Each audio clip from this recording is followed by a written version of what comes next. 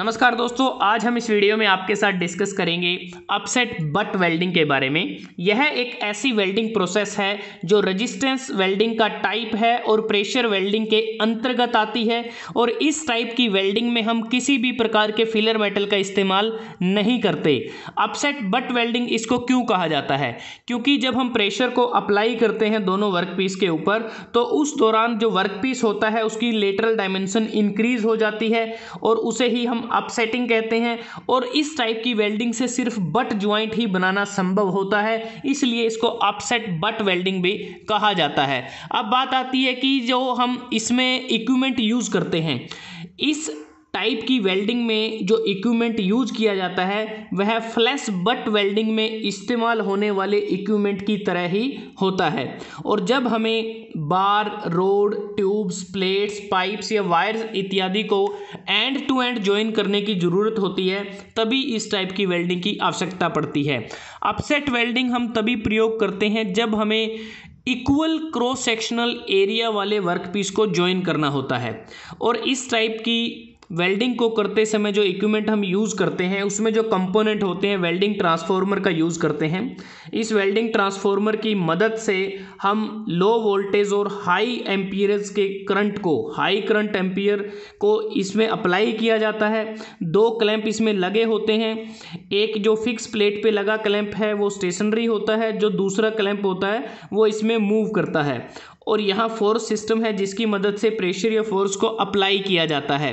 अब बात करते हैं कि इस टाइप की जो वेल्डिंग है, इसमें जो वर्किंग है वो किस प्रकार से होती है। सबसे पहले हम फिक्स जो क्लैंप होता है इसमें वर्कपीस को इंसर्ट करेंगे। उसके बाद मूवेबल जो क्लैंप होता है इसमें वर्कपीस को इंसर्ट करेंगे। उसके बाद मूवेबल क्लैंप को हम स्टेशनरी क्लैंप की तरफ मूव करेंगे ताकि हमारा जो वर्कपीस है वो आपस में एंड टू एंड वो जुड़ जाएं। उसके बाद हम करंट को ऑन कर देंगे।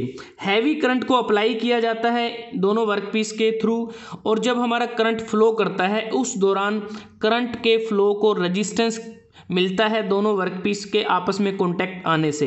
और जब करंट का फ्लो में रेजिस्टेंस क्रिएट होता है उसके कारण हीट जनरेट होती है। और हीट जनरेट होने के बाद हमारा जो वेल्डिंग टेम्परेचर है वो बढ़ जाता है। और जब हम वेल्डिंग टेम्परेचर पर पहुंच जाते हैं तो एक प्लास्टिक स्टेज होती है जहां पर हम दोनों वर्कपीसेस को आपस में ज्वाइन कर सकते हैं प्रेशर को अप्लाई करके। और इस टाइप की वेल्डिंग में हमारे जो वर्कपीस हैं वो मेल्ट नहीं होते, सिर्फ प्लास्टिक स्टेज पर आकर उनको प्रेशर अप्लाई करके ज्वाइन किया जाता है। तो कुछ टाइम के बाद करंट को ऑफ कर दिया जाता है और प्रेशर को कंटिन्यूसली अप्लाई करते हैं। और जब प्रेशर हमारा कंटिन्यूसली अप्लाई रहता है तो मतलब कि दोनों जो वर्कपीसेस हैं वो अपसेटिंग के कारण आपस में जुड़ जाएंगे। और कुछ टाइम के बाद हम प्रेशर को रिलीज़ कर देते हैं और जो वर्कपीसेस हमारे क्लैंप में लगे थे उनको अनक्लैंप करके वर्कपीस को रिमूव कर लिया जाता है। और इस प्रकार से इसमें वर्किंग होती है।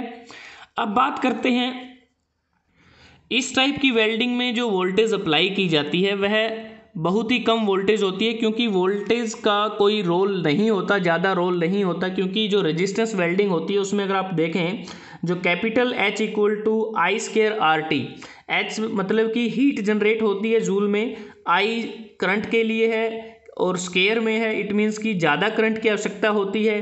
R रेजिस्टेंस है जो ओम में होता है और T हमारा टाइम ड्यूरेशन है, कितने टाइम ड्यूरेशन के लिए हमने करंट को अप्लाई किया है। तो इसमें बेसिकली वोल्टेज का रोल नहीं है, इसलिए वोल्टेज को बहुत कम रखा जाता है, तकरीबन 2 वोल्ट से 6 वोल्ट के बीच में। और रेजिस्टेंस वेल्डिंग वोल्टेज का कोई खास रोल नहीं होता, इसलिए हम इसको बहुत कम रखते हैं। और इसके लिए हम AC वेल्डिंग का यूज़ करते हैं, DC का भी इस्तेमाल किया जा सकता है। तो अब बात करते हैं कि अपसेट बट वेल्डिंग के एडवांटेज क्या हैं, डिसएडवांटेज क्या हैं और इसकी एप्लीकेशन क्या है।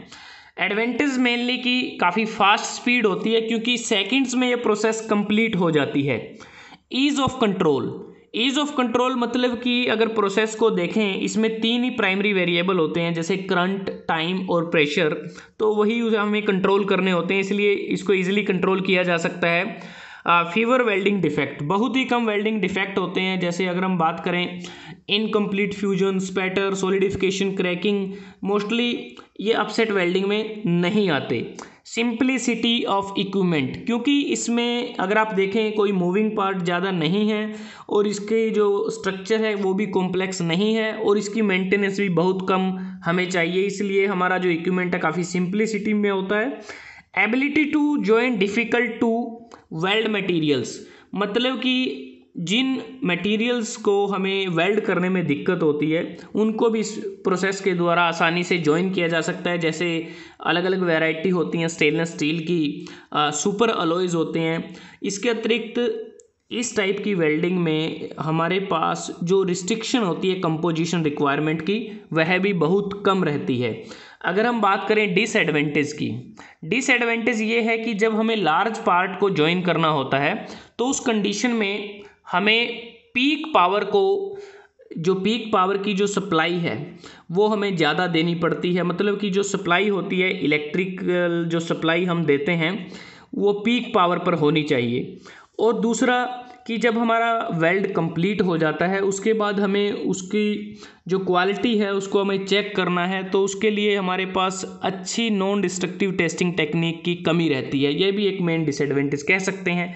अगर एप्लीकेशन की बात करते हैं तो अपसेट वेल्डिंग ट्यूब्स को जॉइन करने में, रोड्स, बार, वायर्स इत्यादि को जॉइन करने में, स्टील रेल की वेल्डिंग के में भी इसका इस्तेमाल किया जाता है, बट वहाँ पर क्रॉस सेक्शनल जो एरिया है वो रिस्ट्रिक्टेड होता है, वो तकरीबन 6.25 सेंटीमीटर स्क्वायर होता है। और जब हमें ट्यूब्स और पाइप की लार्ज स्केल प्रोडक्शन करनी होती है हाई रेट ऑफ प्रोडक्शन पर, वो भी हम आसानी से इस प्रोसेस के द्वारा कर सकते हैं।